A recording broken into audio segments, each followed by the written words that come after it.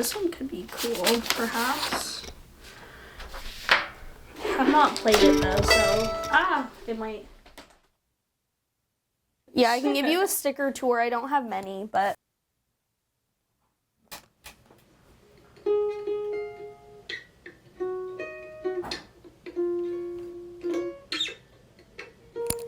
Like, what is the, like, backstory behind some of these? Yeah, so the 2013 Gray Fox Pickers Paradise Camping is the bluegrass festival I was talking about. I went when I was, how old was I? 7. Wow.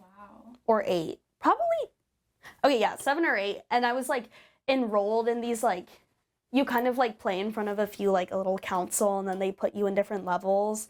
And then you, like, practice a song, and then, like, all the kids perform it at the end of the weekend. I remember during the performance day, me and my brother, not just me, but we were the only 2 kids out of the group of, like, 100 kids whose parents didn't let them buy the Gray Fox t-shirt, and all the girls had, like, cut their t-shirts and made, like, tassels out of them and stuff, and I had, like, my striped t-shirt and pink cowboy hat on stage, and it was, like, blocking the other kids.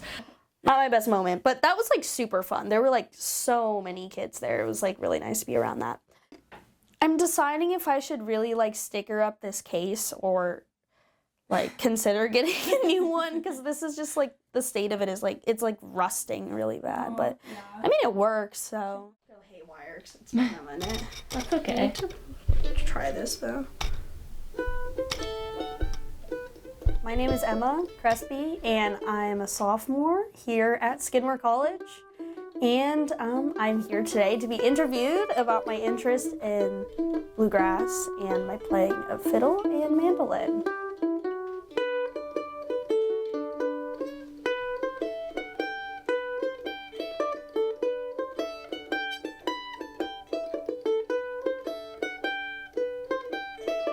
I started playing violin when I was probably 6 or 7, and so I was about in like 1st or 2nd grade.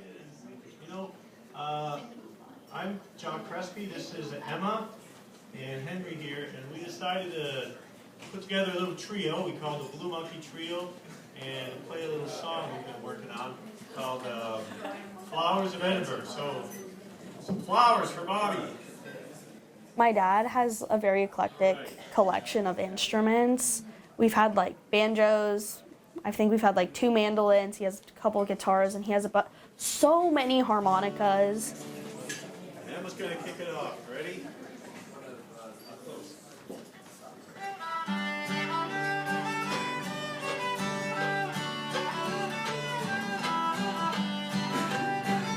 So, I think a lot of how my dad and I connected when we were younger was through music. So I mostly learned how to play violin like through like little fiddle tunes and like learning how by ear before I kind of like shifted over into classical music.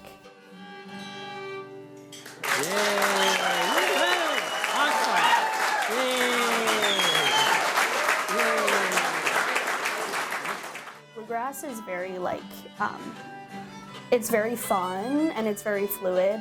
And a lot of the tunes are like very straightforward and very simple when you learn how to play them, so it's very easy for you to learn as kind of like a beginner when you're really young. And then when you kind of play it in a group, it becomes like very lively and very fun, and you don't need to be very like skilled to get into that, and it's really fun to kind of like play with someone who's a lot more experienced and can kind of like add a lot of flair to that. Originally, my mom put me in like kind of a more classical music track, which if anyone has like experience in classical music, you know it's like very rigid and there's like certain methods you go through. In my grade, you had the choice of either choosing violin, viola, or cello, and my older brother played violin, and I really wanted to be like my older brother. Ready, set, go. Classical music is very like strict, and it's very rigid in its playing, and it's very strict on like your form and like the way you hold the instrument and the way you have to like read the music very like precisely and get all the beats like down a certain way. I would like practice every single day until maybe like later in high school when I kind of thought like sicker of playing every single day, and also I would just have less time because I had like, I don't know, like different extracurriculars and stuff. And also it's kind of like a very intense program to go through if you're not like very passionate about it. Also it's just like not the most fun if you're not really into it because it's so like rigid and strict, and I had kind of a strict teacher who was very like, you know. But yeah, once I came to college I was like, I'm not really playing my violin very much. But I also had friends here that actually like played folk music and were taking like banjo lessons or like mandolin lessons, and I was like, I can literally pick this up here, like this is a great opportunity. So I was like, I already play violin, so I enrolled in like the fiddle lessons here with John Kirk. Shout out, I love him, he's great. And it was actually really hard for me because like bluegrass in itself, it's like the sheet music he would give me is like very simple and straightforward and stuff that was similar to what I was learning when I was like really young. But the point of bluegrass is that it's very like free and fluid, and you kind of like add what you want, and I genuinely like had no idea how to do that. Like I was really good at reading music. It's like sight reading, that's part of like classical music training, but I was just like, I don't know what to add. Like it was a total like mental block, but it's really fun. But the next semester I picked up mandolin because we had one sitting in our basement in my house that no one was really playing, and also the mandolin has the same strings as the violin, so if you have a background in violin, it's kind of like easier to pick up because you already are familiar with like the notes and where to put your fingers and stuff. And I found that it's like kind of a lot easier for me to get more into like the bluegrassy, like improvising parts of bluegrass with this, because I don't have that kind of like formal training, like the background.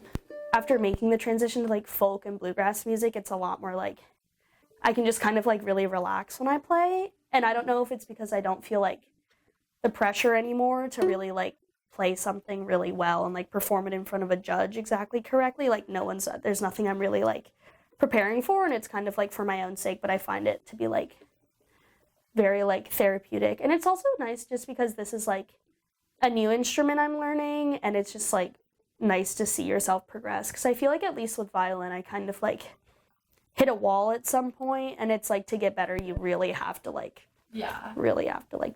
deliberately practice certain things, and it's just like a lot.